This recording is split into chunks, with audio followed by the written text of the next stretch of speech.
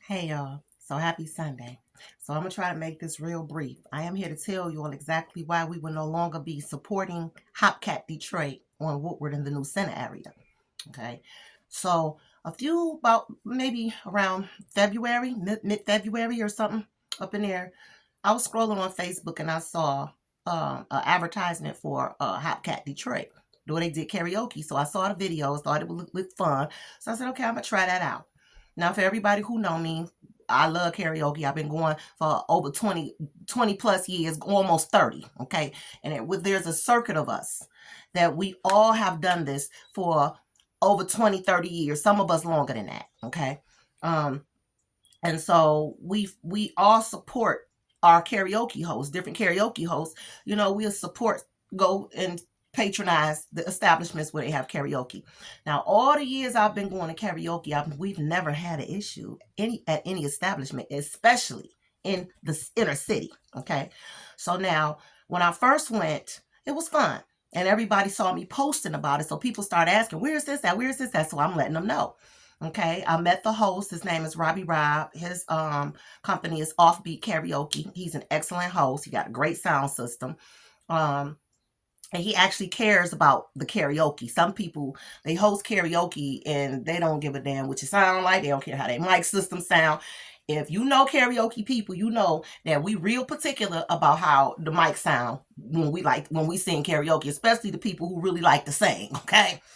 And so he's excellent when it comes to that. And so the people that I did tell about it, they liked it, because they like the host, not because they all in love with the restaurant. Okay. So let me make that clear. So the first time I went, it was fun. I went again. I was by myself. The first time I went, I asked them, I was like, y'all got karaoke? They was like, yep, right upstairs. No problem. Boom. Second time, walk right in, go upstairs to karaoke, speak to people. Boom, no problem. Third time, I had invited some people. Okay. Uh, Normally the karaoke crew always go down to Burt's first, downtown. Karaoke from 11 to 6 p.m.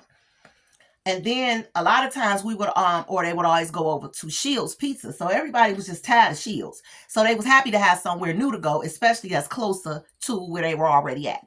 All right. So boom, no problem. Had fun. It had to be every bit of about 10 of us there. Okay, it might have been about 10 of us or a little more, but I know for a fact about 10. No problem.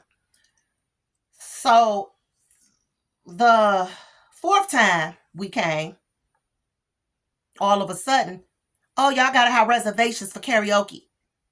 Huh? Reservations to come to karaoke? So we all looking at each other. They gave us a headache about the seating for about at least 30 minutes that night. And I'm just like, when did y'all start that? Oh, we been busy. And you know what? I said, nah, you a lie. I said, because I done been here several times and y'all ain't never been that busy upstairs.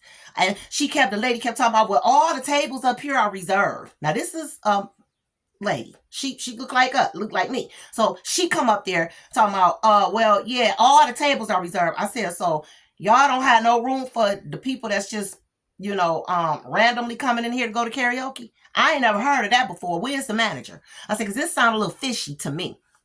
And so, she went and got the manager or whatever. And so I'm like, when did y'all start having people reserve tables for karaoke? I said, this don't sound right that all the tables are reserved. I said, because people randomly come spontaneously to karaoke spots. So you saying that if other people come, you're not going to have anywhere for them to sit because all y'all tables are reserved? Y'all going to turn people away?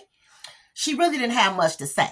She was just like, well, because we've been busy and they keep talking all this busy stuff. And every time I come there, it ain't never been extremely busy upstairs for karaoke ever. They do have a lot of people, however, that's downstairs in the dining area. But the times that I was there, I have never seen that spot super busy in the karaoke section ever. Okay, people come. You might have a table of people there when you get there around 7:30. By 8:30, them people are gone. Okay, the whole goddamn table, the whole party gone. So now it's crickets. Okay, when it was really crickets when you first got there.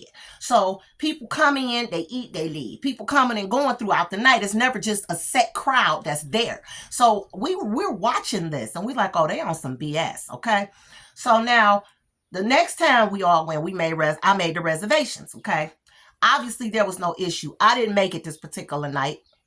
because I took a nap and overslept. Okay, but they didn't give me. I didn't hear nothing about that. So I went by myself. I want to say after that I was by myself. So I went on in. It wasn't nobody there. I sat at a table of 2 chairs, the one of them little small tables, 1 chair here, 1 chair there. I got up to go to the bathroom and came back. My coat with the chair with my coat on it is moved all the way across the room up against the wall.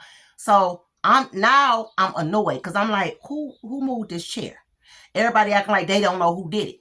I said, I tell you what, the next person to touch my shit, I'm gonna slap the fuck out of you. Don't put your hands on my belongings.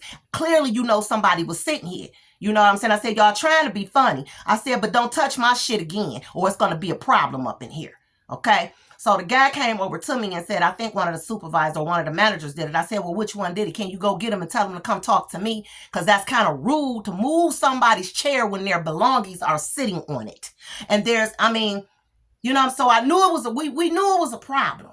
But we just wanted to sit back and let it manifest itself because we didn't want to jump to conclusions, which we already knew what time it was anyway. They just didn't want too many of us up in there at one time. That's all it boiled down to, because that's only when it became a problem when I started to invite my people, my karaoke crew, and we started coming 10, 15, 20 people at a time, then it was a problem with the seating. And all of a sudden, everything up there reserved. So they telling us everything up there reserved more than one time, and we sitting there, don't know, these so-called imaginary reserved people never show up all night long. So now we clear that they on some discriminatory BS, right? So yesterday, we decided we were going to go. So I got online because I had made reservations before. So they said, would you like to reserve again? I said, yes. So I did it online, and it wouldn't let me reserve for 10 or more people online. So I reserved for 8 people online. It was confirmed. Then I called them to let them know it's going to be more than likely more than 8 people, but it would only allow me to do it up to 8 online. So do you know when I called down there, them people try to act like they didn't get that reservation when it's clearly saying confirmed on my end, and they done sent me a text message. They done sent me three emails confirming your reserved table of 8 for 7:30 at Hopcat, right? Hopcat Detroit. So my people gets there before I did, or whatever. She called me and said, yeah, we good. We got seated. I said, did they give you all a problem? She said, yeah, they did give us a problem. But they went on and they seated us or whatever, and they accommodated. I said, okay, bet. So when I got there, I went down there and showed them my phone, my email. I said, so y'all still saying y'all didn't get the reservations? They still denying they got the reservations, right? So, all right. So everybody know what time it is at this point. Mind you, the wait staff was acting funny towards the table all night long. And it wasn't the first time that my people that came there had an issue with the wait staff, you know, serving them they food a certain type of way, or, you know, just not being attentive to them, you know, when they, they was being discriminatory and racist. We knew what time it was, right? But last night it manifested itself. So to make a long story short, we had about a good 14, 15 people that came through or whatever. We told them it was probably going to be about 15 anyway. So one of our people came and he had somebody with him and then invited another person. So that's 3 more people. So the tables in front of us wasn't nobody sitting there. So we said, well, this is an extension of our party.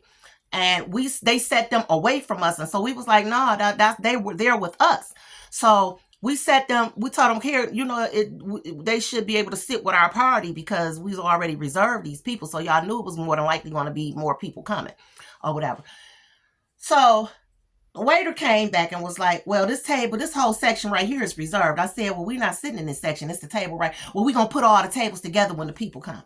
So we all looking at each other because we knew it was BS, right? They moved our people back over where they were. Okay. So all 3 hours gone by, ain't nobody came and sat in them tables. By this time, it's about 11 o'clock. It's over with at 12. So at this time, we know they was on some bullshit. Wasn't nobody coming. So now everybody a little irritated and annoyed and upset about it because it's clear that they're just don't want us there. You know, that's why they keep giving us all this hassle about reserved tables and ain't no room in line, talking about people coming and the people don't never show up mysteriously. So I told the waiter, I said, you know, this is the 3rd time y'all done harassed us about these tables and these imaginary reserved people that never show up. And y'all keep moving us away from each other, moving our people around, like we playing musical chairs up in here. I said, this is starting to feel extremely and starting to look very discriminatory, like y'all just don't want us here. And it's going to be a problem if that's the case. And so he said, well, I could go get the manager because, I said, okay, that's fine. I said, I know you, go get the manager. So she comes upstairs and I said, can we talk in the hallway because the music was loud. I said, it's starting to feel uncomfortable that y'all keep harassing us about these arrangements and telling us every time we have people coming that we can't sit here because y'all got the tables reserved, and then the people y'all say is coming never shows up. Oh, well, they canceled. I said, that's fine that they canceled. I said, but you had a party here that already had a reserved section.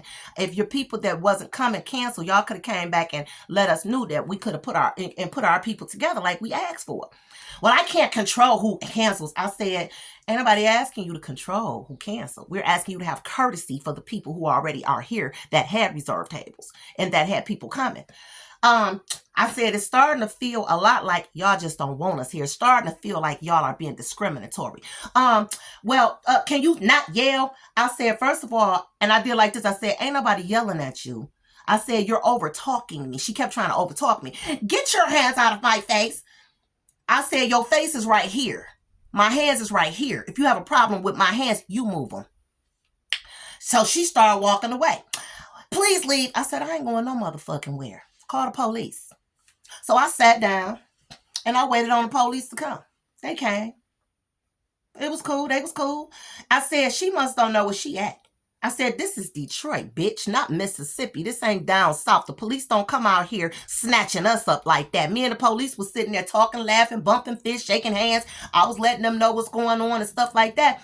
And so he was saying that she wants your whole party to leave. I said, but see, that's that discriminatory racist shit. They've been trying to make us uncomfortable because they keep fucking with us about chairs and seating arrangement and reserved tables that ain't nobody coming to sit at. It'd be 5 people up in there, and it would have been 2 people if we wouldn't have been there last night.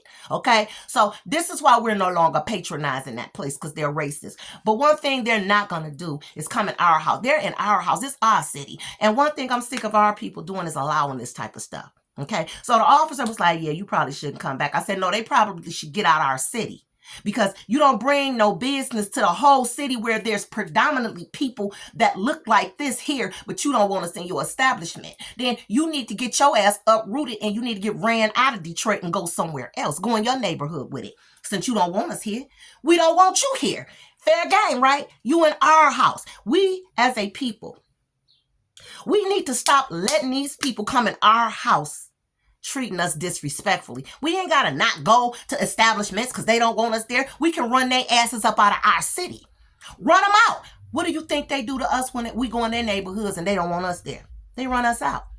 What's our problem? We think marching and protesting is everything. No, but I'm not a marcher and a protester. I'm a revolutionary. I'm with it. I'm with the shenanigans. That's all I'm saying. Okay? I'm going to extend the energy to you that you extend to me. I don't have a problem with choosing violence. I really don't. Okay? And so my problem is this. We think politicians, government, and religion is going to solve everything. We want to kumbaya everything away. When are we going to stop playing ourselves? When are we going to start standing for something? When are we going to start using our power for something and stop doing all this talking, yaggling, and babbling? Because I'm finna tell you something. I'm on this. It ain't over. They need to go. We need to run them up out of there. Our dollar controls every part of America in the United States. And we too simplified minded to understand that. We need to start uprooting these people out of our neighborhoods, these gas stations, these nail salons, these places, these restaurants. If you don't want us in your establishment, get your ass out our city. Get off our turf. Get out our house. We need to start shutting their asses down. Period. You either take the stairs or you take the motherfucking window. Have it your way. But we are not supporting Hopcat Detroit. And I haven't been to any of the other Hopcats, but I did some research. So I know that they all have private owners, all the same owner. Okay. So my thing is, it could have just been this supervisor, but we have yet to find out. We got to do our own digging. But I know this much. I'm bringing all my people together. Because what you not going to do is come in our house and treat us any kind of way and think we just gonna up and leave. That ain't gonna happen. Your ass will leave before we do. So yeah, we ain't supporting people that's rude to our people. If you sitting your behind in a nail shop and you see them disrespecting one of your people, get your ass up and walk up out of there. Period. They can't survive if we quit feeding them the supply. Our dollar is the reason why they're there. Why they're not in their own neighborhoods with that shit? All these other races come in our neighborhoods and they take our dollar because we are the most spending people on the planet, yet we are the most poorest people concerning the wealth gap. Make it make sense.